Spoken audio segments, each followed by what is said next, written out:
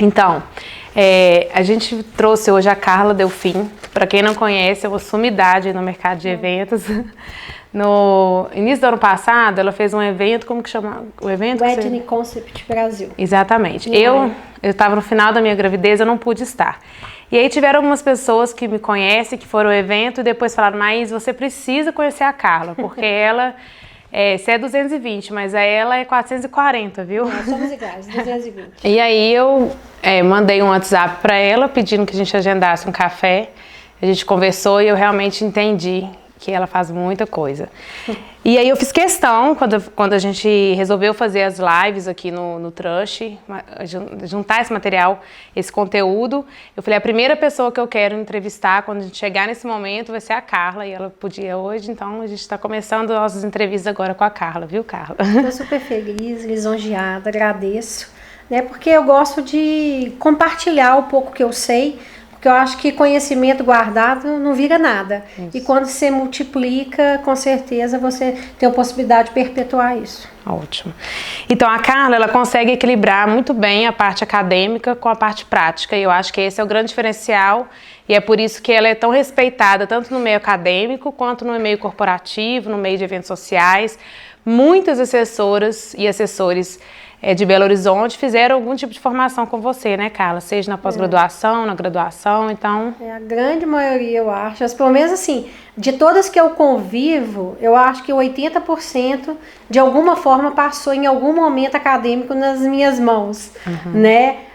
A grande maioria pela graduação do UniBH, né, onde eu fiquei por 16 anos, e fui coordenadora e professora de várias disciplinas, outras por MBA, né, tanto na PUC como na UNA, também durante muito tempo eu lecionei no SENAC, clínicas tecnológicas pelo SEBRAE, também algumas foram minhas alunas, algumas não fizeram eventos como graduação, mas fizeram relações públicas no UNI, que eu dava aula, ou fizeram relações públicas na Newton ou na FEAD, também lecionei no turismo, e aí me deu a oportunidade de conhecer várias delas. E o curso da UNI especificamente é para eventos que você dava aula? Hoje não existe mais, mas quando a gente criou o curso, foi um curso de graduação tecnológica, com 2 anos e meio de duração, um curso que eu me orgulho de falar que durante todos os anos que eu estive lá, foi o único curso do Brasil com nota máxima no MEC, que é a nota 5, que é a nota máxima, né? Eu estive nesse curso por 16 anos, dos quais 9 anos eu fui coordenadora. Ai, ótimo. E por que ele não existe mais? Na verdade, a demanda teve um determinado momento, cresceu muito. Quando eu larguei o curso, a última turma ingressaram 66 alunos, então acho que tinha demanda sim. Mas quando eu me desliguei do UniBH, hoje eu sou só professora da PUC, do IEC, o curso deu uma caída, sabe? Menos pessoas ingressaram. E hoje em dia, a educação, infelizmente, ele tem, né, as empresas, as instituições têm uma metodologia de mercado, né, pensa realmente no dinheiro. Se a turma não forma, não entra 50, eles começam a tirar o curso da grade. E foi isso que, infelizmente, aconteceu de 2017 para cá. Tá, e hoje em BH, se uma pessoa quiser trabalhar nessa área, tem alguma possibilidade de graduação? Ela tem que fazer uma graduação mais generalizada e depois se especializar? Atualmente não tem graduação, né? Temos vários cursos que eu acho que assim, você não precisa de ter uma graduação em eventos. Hoje eu até falo e sempre falei isso. Você tem uma graduação em turismo, em comunicação, em administração, em hotelaria, cursos da área de serviço, cursos da área de humanas, e você faz ou um curso de extensão muito bom, ou uma pós, um MBA, você já tem uma formação bastante sólida, né, para trabalhar com isso. Tá, e a maioria das pessoas que estão no mercado, elas não se preocupam com essa formação acadêmica, acham que é mais a parte prática, né? E o que você acha qual que é o diferencial do profissional não fazer algum curso nessa área de humanas, nessa área de gestão? Eu acho assim, que se você opta por atender, né, clientes nesse segmento de eventos, independente do nicho de negócio que você atenda, seja no social, aquele que vai atender só casamento, ou só 15 anos, ou só formatura, muitos deles acham, eu não preciso de ter uma graduação, basta fazer vários cursinhos. E infelizmente eu acho que isso não traz tanta solidez assim para o seu conhecimento, para a sua formação teórica.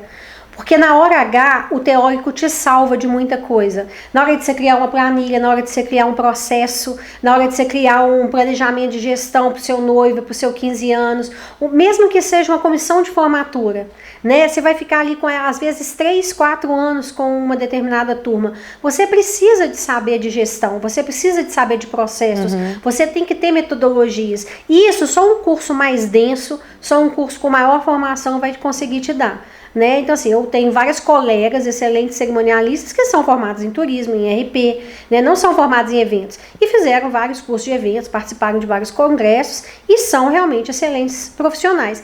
E, infelizmente, tem outras que realmente não, né, dão a importância para a academia.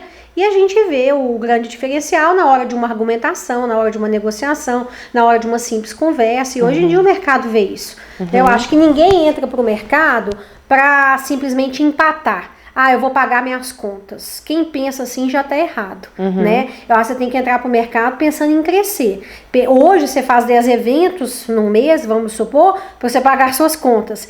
O ideal é você fazer 2, você pagar as contas, e 8 sobrar para o seu bolso, né? Mas você só vai chegar nessa condição de que você tiver diferencial. E o diferencial só tem quem investe realmente em conhecimento. Pois é, e a gente ouve muito falar dessa questão de preço, né? Principalmente assessoria, porque você também atua como assessora, né? Em várias situações, principalmente corporativo, né, Carla? Isso. E elas reclamam demais de preço. Aqui a gente já trouxe o conteúdo sobre preço, sobre valor, e parece uma coisa meio clichê, mas as pessoas ainda não entendem o que é, né? Então, às vezes, elas acabam vendendo a hora dela e não o trabalho delas, né? A assessoria mesmo. O conhecimento, né? A experiência que elas têm. E eu vejo que é muito fácil elas caírem nesse caminho, porque muitas pessoas resolveram entrar nesse mercado não porque se sentem empreendedoras, e sim porque são boas tecnicamente em alguma coisa, e aí isso faz com que elas queiram trabalhar com aquilo, elas confundem um pouco esse amor, essa paixão, por serem empreendedoras, e elas não estão preparadas. Empreender é uma coisa difícil, né? Não é tão muito fácil difícil. assim. No Brasil mais ainda, né? Eu falo que empreender no Brasil é um grande exercício, né? E é um exercício diário, é um exercício que você tem que entender de economia, você tem que entender de administração, você tem que saber antecipar determinados problemas. Eu me lembro que naquela ocasião lá, 2008, que a gente teve uma crise enorme, né? A gente estava com grandes projetos corporativos na carteira e que de repente vários clientes ligando e falando: Carla, vamos abortar o evento desse ano, vamos abortar. E vários clientes que já tinham nos dado vários aportes para aquele evento. Ou eu tinha que devolver ou eu tinha que guardar para o ano que vem. Então, se você não tem um processo de gestão, se você não entende finanças, se você não pode antever alguma coisa, é muito difícil você sair daquele buraco, né? E é o que eu vejo que muitas cerimonialistas entram em buraco. Muita gente fala assim: Carla, por que você não se coloca, né? Não se apresenta como cerimonialista? Porque eu acho que cerimonialista é só um percentual do meu conhecimento. E, infelizmente, é uma profissão muito importante que a pessoa precisa de muito conhecimento técnico e teórico, tem que ler muito, porque você tem que entender muito de protocolo, que é uma coisa muito difícil. Você tem que estudar ritos e rituais, o que, infelizmente, a maioria não sabe, né? E acha que é simples fazer. Mas ela tem dó de investir, às vezes, num curso lá na UNB, que hoje é um dos cursos melhores nessa área de protocolo. Eu devo ter feito uns 15, 20 na UNB. Só disso, de protocolo público, protocolo desportivo, protocolo internacional. E o dia que você vai fazer um casamento internacional? Mas não vou precisar nunca disso. Vai precisar. Você vai fazer um destination wedding, você tem que entender daquela cultura, né? E infelizmente eu vejo que muitas não investem nisso, né? Investem às vezes no idioma, que é muito importante, investem em um curso de finanças, um curso de contabilidade, que também é importante. Marketing, redes sociais. Né? Esses conhecimentos complementares, todos agregam valor e todos são importantes. Mas eu realmente acho que ainda falta muita gente investir nesse conhecimento mais técnico mesmo, né, da profissão. Sim. Então, vou entrar num tema polêmico, tá? Eu tenho 2 temas polêmicos para você. Vamos ver se eu vou dar conta. Um é o BV, né? Então, assim, quando a gente começou com o Trust, a gente teve alguns processos meio redios, assim. Pessoas que entendiam que o trust era importante, porque a gente faz análise financeira e jurídica da empresa, então a gente diminui a chance dessa empresa dar o calote, isso traz mais confiança e qualidade e ajuda o mercado de maneira geral. Porque a gente tem poucas iniciativas que conseguem ser eficazes para poder unir o mercado, profissionalizar o mercado nesse sentido. E aí a gente teve um bombardeio de perguntas sobre isso, né? Mas o certificado não vai ter como saber se a pessoa paga ou não BV, enfim. Isso é um tema polêmico porque a gente já teve a bandeira de contra o BV aqui em BH, não sei nos outros estados, mas em São Paulo é muito forte também esse movimento. Eu fui no evento ano passado que todo palestrante que falava desse assunto, as assessoras de cerimoniais vibravam assim de felicidade, isso mesmo, contra o BV e tal.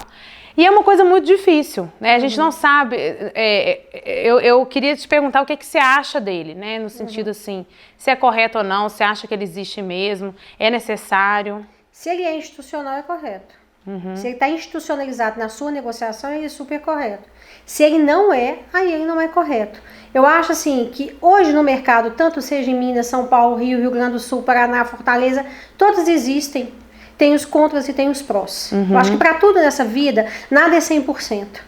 Tudo é bom e tudo é ruim, dependendo do seu ponto de vista.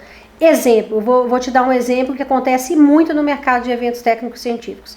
Você pega uma feira e um congresso para fazer, e aí você vai ficar 1 ano com aquele cliente, e você vai investir 24 horas por dia, às vezes, por aquele cliente. Porque seu telefone vai tocar, você vai ficar full time caçando um expositor, fazendo orçamento, e é uma série de envolvimento que você faz. Aí quando você passa o seu honorário para o cliente, você tem que colocar tudo aquilo. Aí, por exemplo, recentemente passei uma proposta para o cliente para uma feira, R$120 mil para organizar o evento dele em 10 meses. 120 mil dividido de 10 vezes. Ele ia pagar um FII mensal e eu ia entregar o evento dele redondo, lindo, maravilhoso, com equipe, etc, etc. Ele falou, cara, tem uma forma da gente minimizar o meu investimento, mas que de forma que você ganhe? Porque eu sei que você investe muito tempo. Eu falei, tem. Você paga meus honorários de pessoa física, que eu vou estar ali full time, mas a minha equipe, que é tanto, passei para ele um investimento de 160, era 120 mil, passou para 62 mil reais, e eu vou ter aí é diferente, porque as pessoas dão um nome errado. A grande maioria chama de BV. O que é BV? Bônus de venda. Sim. O que é um bônus de venda? Eu vendi fulano que é fotógrafo. Ô fulana, minha noiva vai te ligar aí isso é um BV. Aí eu não acho justo. Eu não tô tendo esse trabalho nenhum, você concorda? Concordo. Eu tô ligando e pedindo um orçamento. Agora, a taxa de agenciamento é o quê? Você tem uma cláusula no seu contrato com o cliente que você é corresponsável por todos os serviços contratados. Se ele não gostar daquele serviço, eu pago aquele serviço. Se aquele fornecedor não entregar conforme está na cláusula, eu pago por aquele serviço. Todos os ônus e bônus eu sou corresponsável e por isso eu tenho uma taxa de agenciamento. Quanto é essa taxa de agenciamento? Depende. Acabei de fechar um evento agora que minha taxa de agenciamento é 3% se o evento passar de 800 mil reais. Ok. Se for menos de 800 mil, ele vai entrar numa grade. Qual que é essa grade? Até 300 mil, 10%. De 301 a 500 mil, 7%. E vai diminuindo à medida que aumenta o budget investido. Então é justo. Tá conversando. Então, na sua opinião, o que está transparente para o cliente... O que está transparente não para o cliente, prejudica ele de nenhuma forma? O que está, de alguma forma, que o cliente não está pagando por isso. Sim. É uma negociação. Porque, outra coisa, quando o fornecedor paga aquilo, ou quando o cliente paga, por exemplo, nesse caso, o cliente está me pagando por essa taxa de agenciamento. Quando ele decide, eu não quero pagar, e você vai receber do fornecedor. Tá. Não tem problema. O fornecedor não está cobrando mais caro. É isso que, infelizmente, o cliente não entende muito. Exemplo, vou te dar um exemplo muito claro. Eu fui diretora de um hotel 5 estrelas em Belo Horizonte por anos. Eu sempre paguei BV para todas as agências de eventos, sempre paguei BV para todas as agências de viagem, para todas as operadoras de turismo. E os preços que elas tinham comigo era melhor que se você fosse lá comprar. Então, o cliente não paga. Quem paga? O hotel paga porque é importante aquele agente vender aquele relacionamento, mais ela. Aquele relacionamento, ele vira um vendedor externo. Mais cliente, é claro. É como se fosse um vendedor externo. Eu vou numa concessionária e compro um carro. O vendedor não tá ganhando? Sim. Se eu intermediar aquela compra, eu vou ganhar. Exatamente. É a mesma coisa, só que as pessoas exatamente. Então a gente entende que o BV dessa parte, nesse sentido pejorativo, ele é muito prejudicando o cliente final. Ou seja, o cliente final, além de não saber, ele acaba recebendo um valor maior porque ali dentro tem uma porcentagem que vai para quem recomendou. Mas eu acho que nem sempre tem um valor maior, não. Isso. Aí quando não existe esse valor maior e realmente há um trabalho, porque eu fico ouvindo as duas pontas, né? Então, existe também, por exemplo, principalmente dos buffets, existe uma reclamação muito forte. Eles já tentaram se associar através do sindicato, porque eles acham muito pesada essa taxa do BV. O custo do buffet é muito elevado de matéria-prima, assim como de decoração. É totalmente diferente de um fotógrafo, por exemplo, né? E aí, quando ele vai fazer uma porcentagem, ele tem que prever de pagar esse vendedor externo, através do BV, ele começa a pensar, e eu tô vendo os buffets hoje com a tendência de não aceitar, não quererem mais pagar esse BV.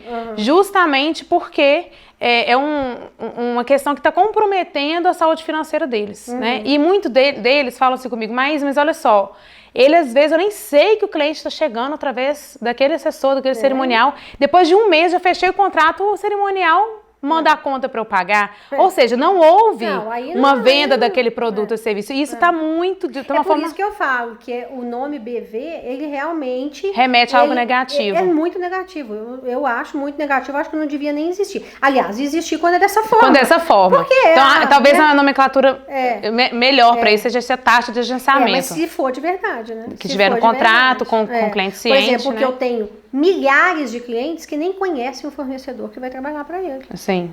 Eu que vou lá, eu que negocio, eu que visito, eu que experimento, sabe? E isso aí tá no contrato do cliente, taxa de agenciamento. Por quê? Porque ele não tem tempo para isso. Agora, o cliente que decide, não, cara, eu prefiro te pagar os 120 mil, 130, 150, pra você ficar 15 meses comigo, ótimo. Ele paga. Perfeito. E isso é pulverizado ao longo dos meses. É um FII mensal. Para noiva, isso é caríssimo. Então, a gente não trabalha assim com noiva. Sim. É impossível. A usina já trabalha muito tempo evento com social por isso. No evento social, por exemplo, o que você recomenda? O que você acha melhor? Eu acho que primeiro no evento social isso não ia funcionar nunca. Tá. Não ia funcionar nunca. Então, assim, eu nunca trabalhei dessa forma. Lá na usina a gente tem já um honorário um pouco mais caro do que a grande maioria dos cerimoniais em Belo Horizonte. Tá. Então, assim, por que a gente tem... Todo mundo fala, mas se eu colocar esse preço na minha empresa, cara, ninguém vai pagar. Será? Você já experimentou? Porque eu acho o seguinte, todo produto tem cliente, né? Por que a pessoa compra uma bolsa de 45 mil e eu vou lá e compro uma de 2 mil? Porque eu sou público de 2 mil, eu não sou de 45 mil. Mas tem aquela que tem 3, 4 bolsas de 45 mil. É a mesma coisa o serviço. Tem a noiva que vai pagar 18 mil por uma assessoria e tem a noiva que quer pagar 2.500, né? É claro que esse cerimonial que vende por 2.500, por 3 mil, ele vai ter um volume muito maior.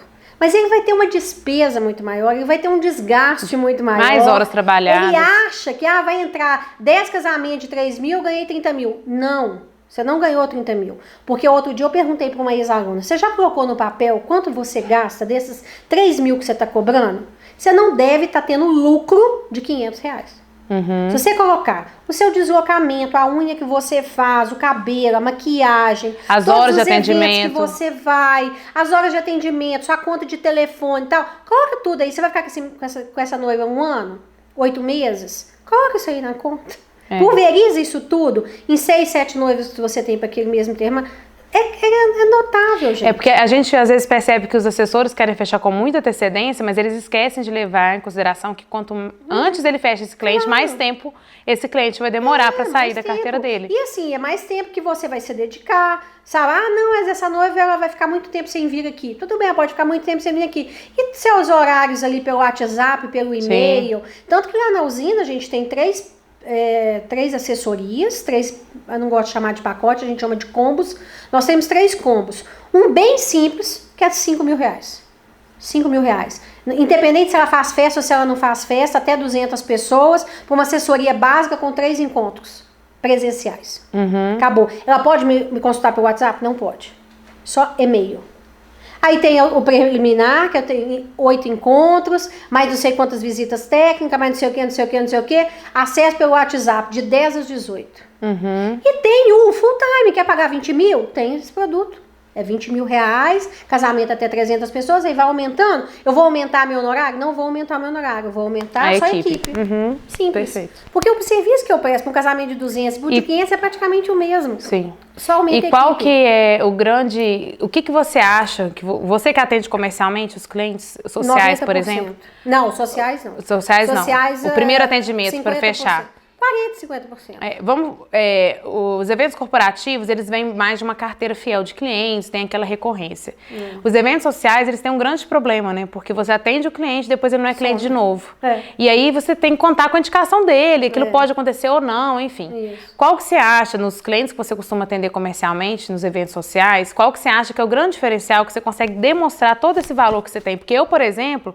Já ouvi falar e já conheço a Carla e sei o nível de entrega que você tem. Já fui em evento que você organizou e eu fiquei babando, porque foi um ponto histórico. Agora, no ano que passou, aquele lançamento que você fez aquela casa recente de eventos. Realmente, o mercado inteiro falou isso. Isso me chamou muita atenção.